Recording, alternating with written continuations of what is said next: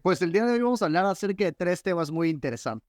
El primero de ellos, la construcción de un megatúnel en Japón para evitar las inundaciones y, ¿por qué no?, fomentar la captación de agua. También vamos a hablar del boicot a Kellogg's, una declaración por parte de los trabajadores y de la sociedad, de los consumidores, en cuanto a las acciones que está haciendo Kellogg's para producir los alimentos que se consumen a diario. Y por último, vamos a hablar acerca de un tema que ha estado en boca de todos, el nearshoring. Discutiremos un poquito acerca de cuáles pueden ser los beneficios, pero también vamos a analizar los posibles riesgos de esta que se ha pintado como la panacea para el desarrollo económico en México. Estás en los Tocayos Podcast, quédate con nosotros, lo traemos primero.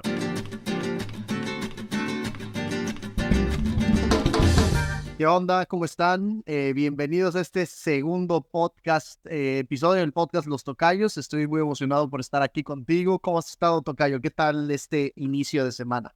Yo muy bien, muchas gracias, Tocayo. Yo soy Toño García Cancino y siempre un gusto poder volver a tocar base con ustedes, nuestra audiencia, que estamos creciendo cada vez más aquí en los Tocayos Podcast. Esperamos que ya tengamos más oyentes para este segundo episodio, Tocayo, que se vienen buenos temas. La verdad es que creo que elegimos tres temas muy interesantes para discutir el día de hoy. No sé si quieres introducir el primero, Tocayo. Sí, por supuesto, y creo que son temas bien relevantes, cosas que vamos a tener que estar muy alerta y sobre todo tratar de entender cómo se desmenuzan, ¿no? Dicen, no puedes decir desmenuzar si no estás usando tus manos, entonces ayúdame aquí haciendo este gesto. Pero para entrar ya a detalle vamos a meternos en el primer tema, que es los proyectos de los túneles subterráneos de Tokio, ¿no? Esta semana salió una nota por parte del World Economic Forum enfocado a esta construcción de túneles subterráneos, que parece ser que están haciendo una carrera contra el tiempo, porque el cambio climático, como ya lo hemos mencionado en algunos otros temas, está haciendo de las suyas, y pues no es algo sencillo de tratar de entablar, decir, soy más fuerte que la naturaleza, es algo muy pesado para decir. ¿Qué está haciendo Tokio? Pues propiamente derivado de estas lluvias muy fuertes y de los tifones, que abro un pequeño paréntesis cultural, ¿cuál es la diferencia entre un tifón, un monzón, un huracán, un tornado, Tocayo? No, explícanos tú, Tocayo. Explícanos tú que la ignorancia, aquí avanzó un paso a la ignorancia hacia adelante. No, y está perfecto. Estos fenómenos todos en esencia son lo mismo. Lo que pasa es que depende de dónde se están desarrollando estos fenómenos alrededor del mundo, que les dan diferentes nombres, ¿no? Regularmente los huracanes son los que tienden a estar más en el Caribe, en Latinoamérica, y en Centroamérica. También están los monzones, los tifones, que esos son más del sureste asiático y del mar Índico. Y desde luego, pues están los tornados, que muchos de nosotros ubicaremos que están regularmente en Estados Unidos, pero también llegan a suceder en algunas partes de Europa, como también en el continente asiático. Entonces, no es un fenómeno del cual alguien esté exento, simplemente tiene diferentes nombres por la cultura y las cosas que llegan a suceder. Pero si alguien encuentra algún dato diferente, déjenos un comentario para saber cuál es el fundamento de por qué tienen otro nombre. De acuerdo. En fin, regresando a la nota. Si bien las lluvias son cada vez más fuertes y los tifones son tan fuertes en Japón, también la ciudad ha experimentado inundaciones muy severas en años pasados, ¿no? Que ha llevado a construir un sistema para proteger a toda la población y que efectivamente puedan tratar de garantizar pues, la seguridad de la gente. Sabemos que Tokio, como isla, ha sido afectada por múltiples situaciones, algunas antropogénicas que tienen que ver con la generación de actividades del hombre y otras que tienen que ver con fenómenos naturales que pues por nosotros tener presencia en estos espacios están catalogados como un desastre natural. Ya habrá quien nos corrija, Tocayo, porque ya me dijeron, son fenómenos hidrometeorológicos que, y yo les digo, Para todo hay nuevas palabras, Tocayo, ¿no? Ya los otros me regañaron también por hablar de países en vía de desarrollo, que ya no te es así. Y luego, bueno, pues si así era hace poco, ¿no? Ya no eran países subdesarrollados, países en vías de desarrollo, ya uno no entiende, pero la verdad es que es bien interesante algo de los japoneses, Tocayo, que es la resiliencia, porque como tú dices, a los pobres les cae por todos lados. Si no es en su momento el tema antropogénico como las bombas atómicas, por ejemplo, de hace unos cuantos ayeres, o el temblor, ¿no? Si no mal recuerdo, 2011 fue el temblor que no cayó con tsunami, un desastre también nuclear en la zona ahí de cercana a Tokio. Y algo que yo les admiro a los cuates japoneses es la resiliencia que tienen, la verdad, y la manera de reinventarse, ¿no? O sea, siempre encuentran proyectos, siempre encuentran infraestructura innovadora, ¿no? Para enfrentar este tipo de situaciones. Y el hecho de que han encontrado o que han generado, digamos, nuevo estilo, ¿no?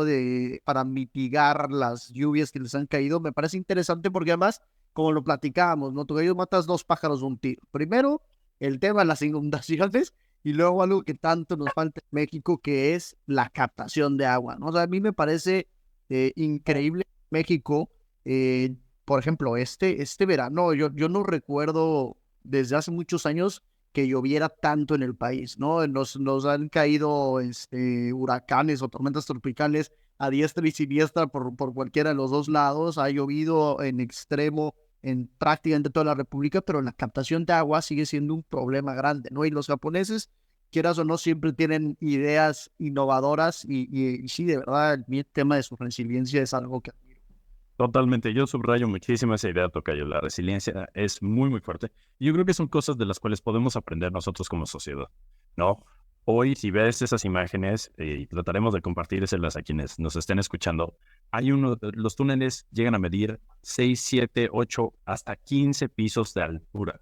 O sea, son cuevas inmensas creadas por un sistema de ingenieros que de verdad lo que buscan es garantizar la vida y protección de millones de japoneses, ¿no? De millones de habitantes de la ciudad de Tokio en particular, que es la que es más propensa a este tipo de lluvias. Soluciones vamos a encontrar miles también. Hay desde concretos que ya pueden absorber el agua, que pueden permitir que se permee y que llegue bien a los substratos o al subsuelo, que pueda llegar también a estos sistemas de acueductos subterráneos, pues también le van a permitir a la ciudad encontrar esa resiliencia, ¿no? Y poder continuar con sus operaciones y actividades diarias sin que se tengan que ver necesariamente interrumpidas. Sí, bueno, ese es un caso, por ejemplo, de la ciudad de Cancún, ¿no? Cancún tiene un asfalto que absorbe justamente todo el agua, eh, pero pues tocayo, la verdad es que yo que lo vivo de primera mano en estos últimos meses, pues absorbe los primeros 15 minutos y después nada más se inunda la ciudad. Entonces habrá que pensar también cómo irse adaptando a buenas prácticas, ¿no? Que luego, por lo general, las buenas prácticas ahora parecen suceder en el sureste asiático, impulsado ahí por ciertos países ahí localizados, ya sea Japón, ya sea Corea y Taiwán, que parecen serlo, bueno, y compañías que parecen ser muy originales y creativos para encontrar ese tipo de soluciones, pero sí, y bueno, y hablando de ese tema, me gustaría preguntarte algo, porque creo que viene relacionado, tocayo, con el tema bueno, de este tipo de soluciones. A mí me llama mucho la atención, por ejemplo, ahorita en campañas, en el debate de la Ciudad de México, Czartoryski, que si no mal es, bueno, era el candidato de Movimiento Ciudadano, propuso la rehabilitación de los ríos de la Ciudad de México. Y era un tema que mi papá siempre me decía, no, es que la Ciudad de México tenía muchos ríos y mira las grandes ciudades europeas, ¿no? Londres, París, Viena, ¿no? Todos crecen alrededor del río y en México intubamos todos, ¿no? ¿Qué te parece esta propuesta? Tú que estás mucho más desarrollado con el tema ambiental que yo, ¿era factible, no era factible, está un poco loco, no está un poco loco? ¿Hubiera ayudado, digamos, a la mitigación, bueno, el tema de la captación de agua y ayudarnos en esta crisis hídrica que hay en el país? Pues mira, justo lo acabamos de tocar, ¿no? Dijimos, hablábamos de hacerle frente a la naturaleza, ¿no? Creo que en ese sentido tenemos una estricta responsabilidad por tratar de entender a la naturaleza y sabernos adaptar alrededor de ella. El cauce de los ríos es un cauce natural. Es un camino que originalmente había tomado. Y en la ciudad hay muchos ríos. Río San Joaquín, Río Churubusco, no por nombrar algunos de ellos, que seguramente se convierten en ríos cuando también nos volvemos a inundar. Muy curioso, me acuerdo probablemente en el quinto semestre de la carrera, uno de mis maestros me decía, es que hubo una propuesta de un arquitecto de mucho renombre, el arquitecto Kellech, que hablaba sobre esta propuesta de volver a inundar a la Ciudad de México. Claro, ¿por qué volverla a inundar? La Ciudad de México, el Valle de México, originalmente era una serie de lagos y ríos. La ciudad está construida sobre chinampas. Y muchos de ustedes lo habrán oído y seguramente tú, tocayo, lo vas a ver, lo has visto. El Ángel de la Independencia cada vez tiene una escalinata más grande. ¿Te has fijado? No, no me he fijado. Sabía el de Bellas Artes, que cada vez estaba asociado, pero no me sabía el fact del ángel. Bueno, como va bajando Bellas Artes, va subiendo el Ángel de la Independencia en la escalinata. Y pues no es de sorprendernos entender que pues conforme a los fluidos, pues si generas una presión de un lado, pues generas una salida del otro lado. Entonces, no digo que esté directamente relacionado, claro, hay muchas hipótesis alrededor de ello y naturalmente pues estamos nuevamente situados sobre un sistema muy orgánico que construyeron la comunidad mexica, los aztecas que estaban aquí, originarios de la zona del Valle de México, el sistema de Chinampas.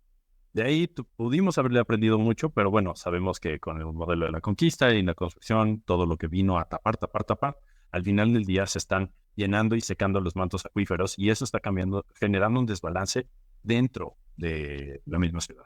Lo que nos queda de ese modelo, tocayo, nada más son las grandes fiestas que uno vive allá por Xochimilco, de las que tengo grandes recuerdos ahí, pero nada más uno, deja tú el agua que recorre, no lo ahogado que uno acaba.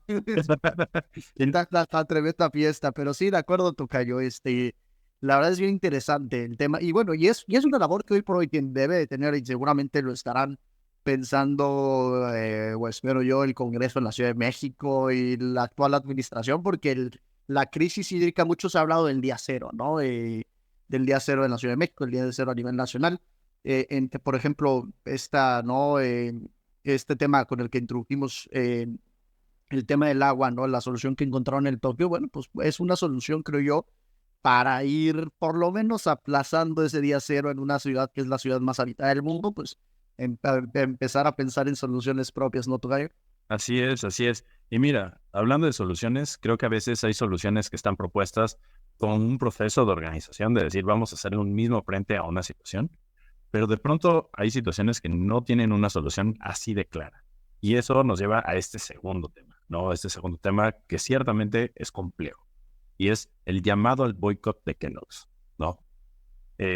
No sé, Tocayo, si tú quieres ayudarnos a introducir un poquito del tema o si medio lo tienes cachado.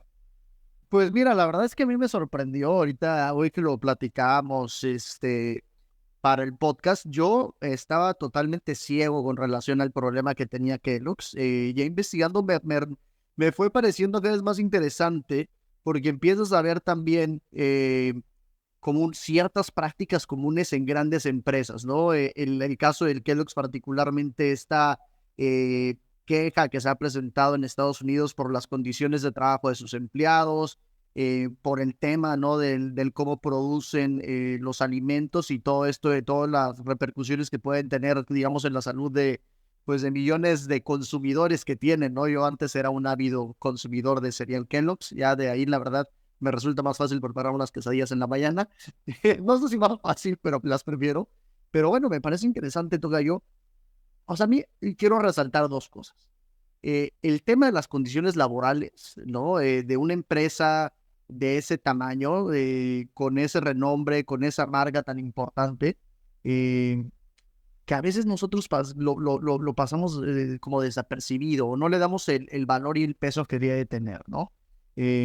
Y me pareció interesante que, bueno, en Estados Unidos ya haya gente que ha sido muy vocal y empiece a boicotear este tipo de productos y también que consumimos nosotros cualquier tipo de porquería no soy experto en alimentos, ¿no? Pero ya nada más veo series de McDonald's y más con cómo hormonan a los alimentos que hoy consumimos y bueno, evidentemente eso tendrá que tener un efecto en la salud. Pero bueno, tú cuéntanos, tocayo, más a fondo, ¿cuál es tu opinión que te merece este tema?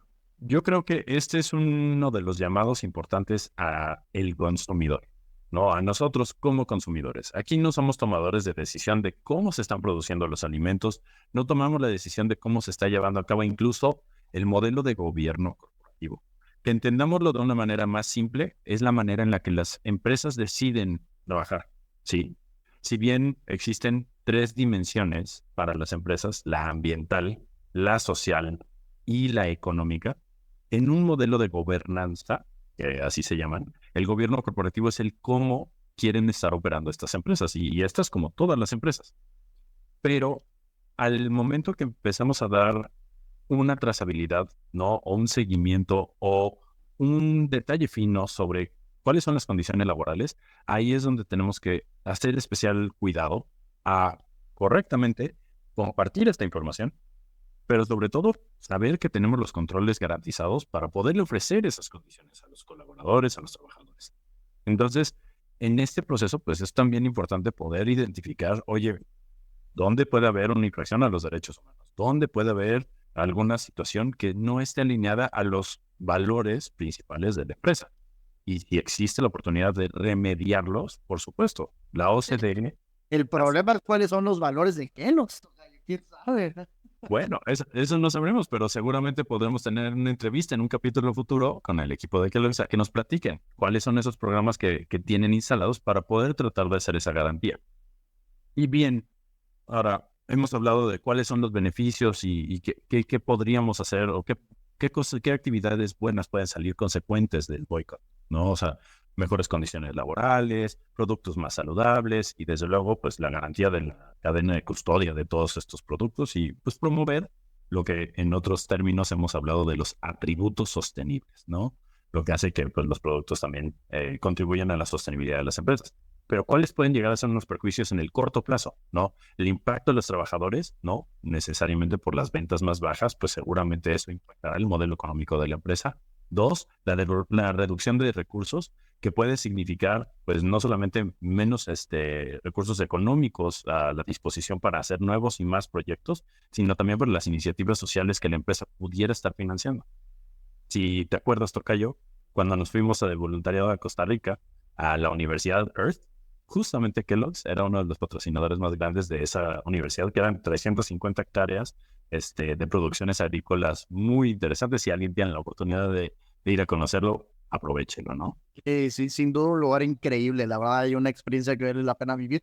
Y sí, ahora que lo mencionas me parece como interesante eso. A ver, y yo, Tocayo, mira, tú me sabrás decir, y aquí te voy a poner en el spotlight, tú eres o te dedicas al tema de la sostenibilidad en una de las grandes empresas en México. Y la verdad es que, a ver, muchas veces nosotros, y te lo voy a decir desde el punto de vista del consumidor, puede parecer, ¿no? Estos acreditaciones de empresas socialmente responsables, que es muy famoso, o incluso algunas internacionales, como un tema de greenwashing, ¿no? ¿Cómo mitigar ese punto medio, ¿no? Y cómo mitigar ese riesgo de que la gente te perciba así. Y creo que los percibimos así porque, bueno, ha habido, la verdad, muy malos ejemplos en la industria aquí, con Kellogg's de la industria alimentaria, pero lo vemos en la industria, por ejemplo, textil, con Shane, Zara, ¿no? Que han sido acusados también de explotación laboral y demás. ¿Cómo puedes, siendo, ¿no? En una empresa tan grande que tienes que considerar el tema de las ganancias, tienes que considerar el tema de los costos, tienes que considerar tantas cosas para hacer un negocio rentable, este aspecto, ¿no? Para no, digamos, poner tus valores de por medio, pero a la vez, pues, tener un negocio rentable. ¿Cómo lo han hecho ustedes en la empresa en la que trabajan? Mira, te puedo decir que uno de los retos más importantes siempre va a ser la congruencia. Y es reto para quienes piensan que la primera etapa es comunicar o decir o hacer, simplemente por el hecho de tratar de dar un mensaje que suene bien, ¿no? Y creo que ese es uno de los grandes beneficios que han respaldado la manera en la que nosotros hemos operado y pues para mí es algo que a mí me deja sumamente tranquilo en cómo llevamos los proyectos, porque hemos de entender que hay que pasar de una mentalidad de ser, hacer y finalmente decir, ¿no? Es be, do, say. Y si tú te guías por esos principios rectores, incluso en el día a día, lo último que yo pueda salir a hacer es a comunicar. Y no porque no lo quiera comunicar, pero porque estoy convencido de que lo que estoy siendo, ¿no? Y después haciendo, es lo que me va a ayudar a garantizar. Es perfectible, ¿no? Somos humanos y creo que en todo esquema podemos encontrar áreas de oportunidad. Pero también, sabiendo identificar esas áreas de oportunidad, tienes la oportunidad por trabajarlas, para mejorarlas. Lo malo es, se lo decía a uno de mis mejores amigos, me dice, ¿qué hago si no puedo trabajar con alguien que no sé qué? Le digo, pues el problema no es que sepas que no lo puedes hacer, el problema es que no hagas nada al respecto. Entonces, si ya tienes identificado una de tus áreas de oportunidad, si ya tienes identificado algunos procesos en donde puedes hacer una mejora, pues ahora tienes la responsabilidad sí de hacerlo, no de decir, lo vamos a hacer. como suelen pasar en promesas de campaña, ¿no, tocayo? Que también las hay, exacto, promesas de campaña, promesas de nueva administración en las empresas, no te callo, pero bueno, y mira, y creo que este es un tema interesante porque también nos va a ir introduciendo al siguiente tema que tenemos, que es, a veces es bien importante, por ejemplo, ¿no? Y los gobiernos facilitan las inversiones y el que vengan nuevas empresas de otros países y se instalen en el tuyo, ¿no? Para generar trabajo y para generar dinero y para generar crecimiento, ¿no? Al final. Pero muchas veces, ¿no? Con tal de hacerlo, o tenemos leyes laborales sumamente desfavorables para el trabajador, o tenemos situaciones que no necesariamente, ¿no? Generan pues la mejor atmósfera o las mejores situaciones para la persona que está viviendo en el lugar en donde se va a venir a sentar la empresa. Entonces, bueno, por parte del gobierno, esa responsabilidad de también tener eh, pues esa seguridad de que no el crecimiento económico, la inversión no se hace a costa de una persona, sino que tienes que conciliar esas dos partes.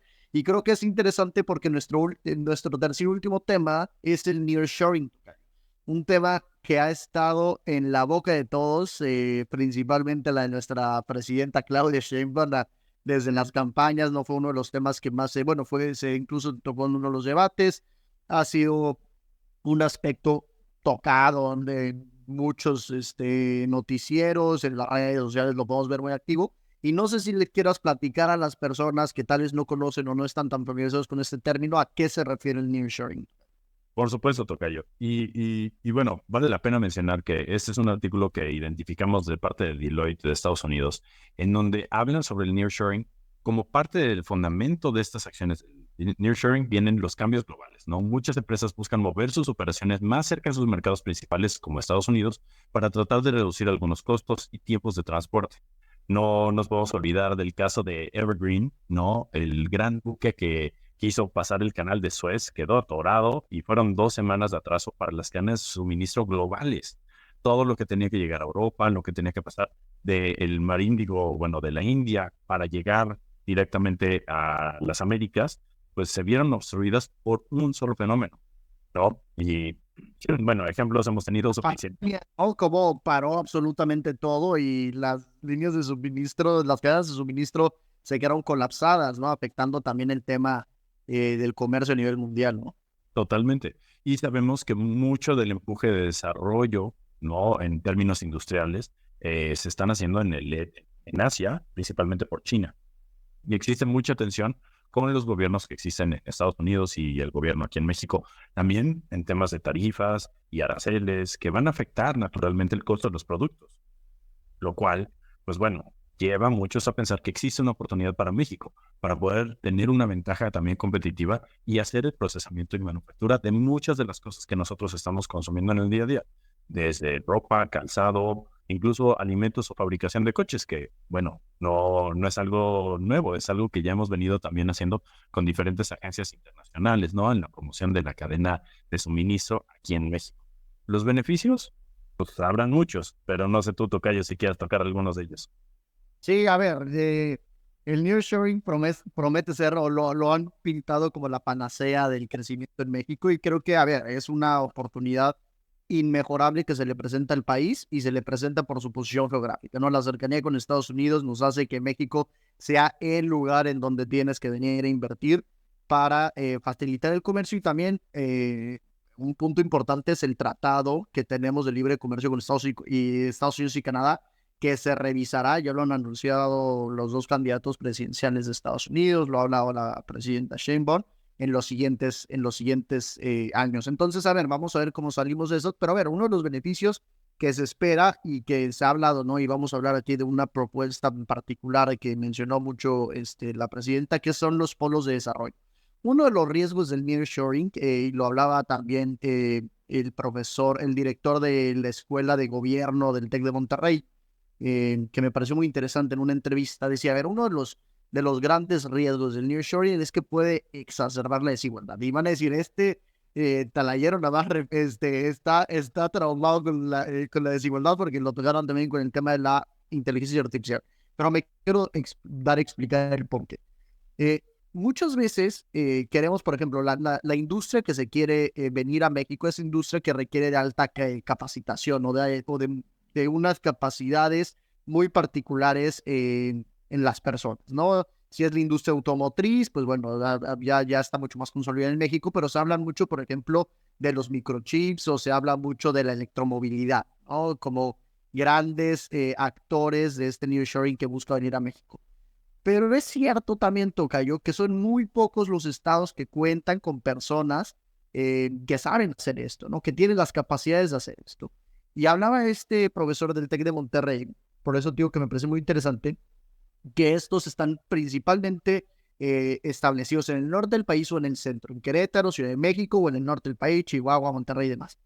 Dejando también, como siempre, un poco de lado al sureste del país, ¿no? Estados como Chiapas, Oaxaca, Tabasco, son estados que su capital humano tiene pocas capacidades en el sentido de capacidades laborales, ¿no? Para que me entiendan en ese sentido. Y evidentemente, pues eso les quita posibilidades de inversión. Entonces, ese es lo que él argumentaba. A ver, si seguimos nosotros localizando la inversión que viene de fuera en los estados del norte o del centro del país, por supuesto, ¿no? Que hay un crecimiento económico en estos sectores, va a seguir habiendo mucha migración de ciertos estados a estos estados con fuga de talento y tal, pero a expensas del sureste. Entonces, habrá que llegar a un punto medio, ¿no? De cómo el nearshoring puede ser benéfico no para unos, sino para todos, ¿no? Para quitar un poco estos polos o estas situaciones de divergencia en el desarrollo que hay en el propio territorio nacional. No sé cómo lo ves. Sí, yo concuerdo contigo, Tocayo, y creo que ahorita, más que otra área, otro segmento, hablamos mucho de los sectores, ¿no? El sector privado, las empresas, el sector público, el gobierno, el tercer sector, las organizaciones de la sociedad civil. Yo creo que hay alguien que es un actor muy principal que podría ahorita también aprovechar este tema de desarrollo de capacidades, que es la academia. Claro. Cómo la academia se está preparando también para desarrollar ese talento y brindar esas oportunidades. Hoy más que nunca el discurso que la educación va a transformar el mundo es una realidad. Si nosotros dejamos de preparar a nuestras comunidades en estudios tecnológicos, en conocimiento técnico, en capacidades para desarrollar más y nuevas tecnologías, nos estamos quedando atrás, estamos dejando pasar el gran tren de la oportunidad que sí puede ser nearshoring, que seguramente puede ayudarnos a cerrar esa brecha que tanto mencionas, Tokay. El prepararnos, el poderle facilitar esos modelos de educación a las comunidades, incluso las más vulnerables, nos debe de ayudar a abordar nuevas problemáticas. Y no es algo nuevo. Durante los años 20, 1920, o sea, hace 100 años, vimos el crecimiento del desarrollo tecnológico en México, el IPN, ¿no? O sea, con el lanzamiento del IPN desarrollamos a gente sumamente capaz que justamente podía tomar y hacerle frente a esos nuevos retos tecnológicos que se le presentaba a México en ese entonces. ¿Por qué habría de ser diferente la historia ahorita?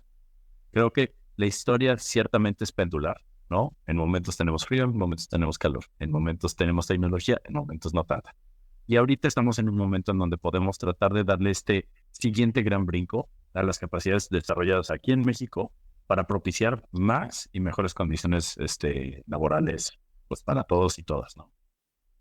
Sí, ya no sé ni por qué salió esa manita en mi pantalla, una disculpa, pero sí, tocayo, a ver, y es un actor que regularmente pasa desapercibido y al que le fincamos menos responsabilidades de las que le debemos de fincar. No, la academia tiene una labor que creo yo está en un proceso, digamos que hoy por hoy está reprobada la academia en renovarse, en ofrecer nuevas carreras, en ofrecer nuevas alternativas. A ver, eh, la semana pasada, Tocayo, hablamos de la inteligencia artificial y la manera en que va a cambiar la industria laboral. Pero si la academia no se adapta a eso, pues va a quedar rezagada, ¿no? Y hoy sí, como dices, a ver, la academia, sobre todo en estos estados, Oaxaca, Chiapas y demás, tiene que tomar un rol mucho más protagónico. Veíamos el transísmico, este tren que se construyó en sexenio pasado, platicando la otra vez, te lo comparto, Tocayo, con gente en Oaxaca, me decían, gente de la academia en Oaxaca, me decían, a ver, oye, por supuesto que es una oportunidad el que el Transísmico recorra tantas regiones de Oaxaca, pero es crear capacidades en las ciudades más remotas del país. Y muchas veces esa gente que se está capacitando, bueno, en temas complicados y demás, pues no está del todo como llamado a vivir en el Istmo de Tehuantepec o está del todo llamado a vivir en Salina Cruz. Pero bueno, sin duda ese es un proceso, ¿no? De ir creando las facilidades para aquellas personas, pero para eso necesitamos del capital humano que nos permita aprovechar al máximo el tema del nearshoring, no solo en el norte del país, sino en el centro y sureste, ¿no? Entonces sí, creo que me parece un buen punto de mencionar.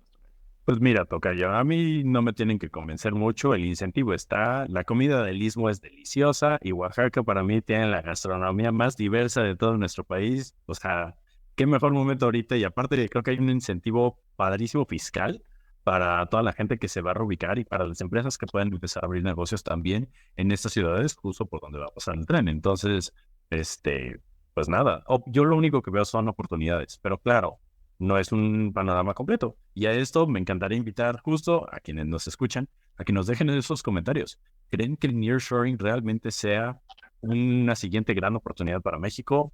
¿Puede traer más perjuicios? Le mudarían al Istmo de Tehuantepec.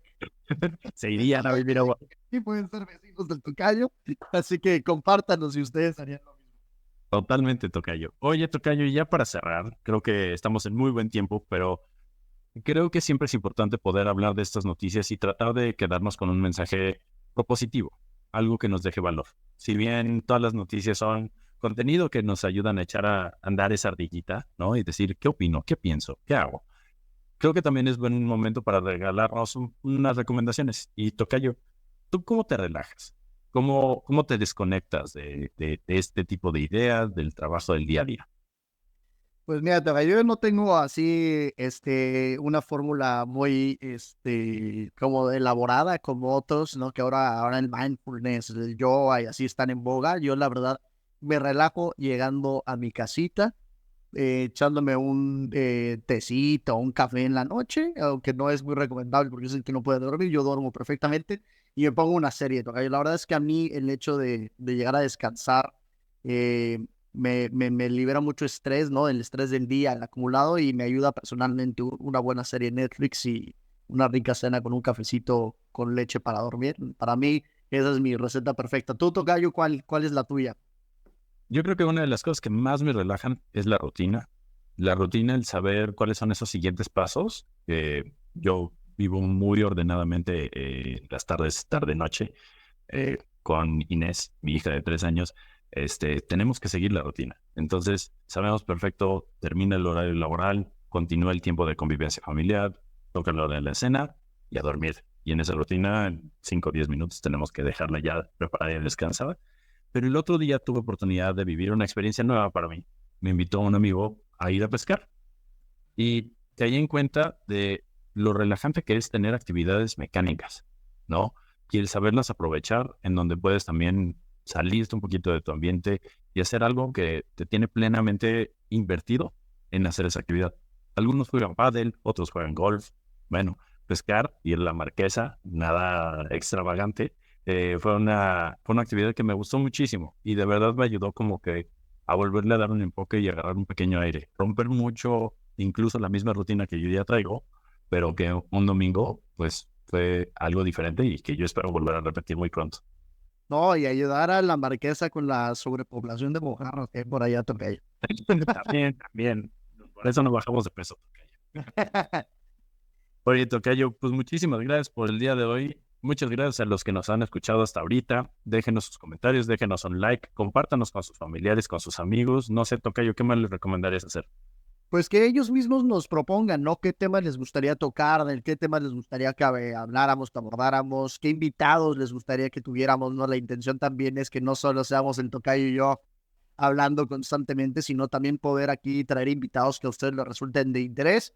Y pues nada, muchas gracias por escucharnos. Esperemos sigan aquí en las siguientes semanas. Y pues bueno, pues muchas gracias. Aquí seguimos, somos los Tocayos Podcast y recuerden, aquí lo traemos primero. Un abrazo, muy buen día.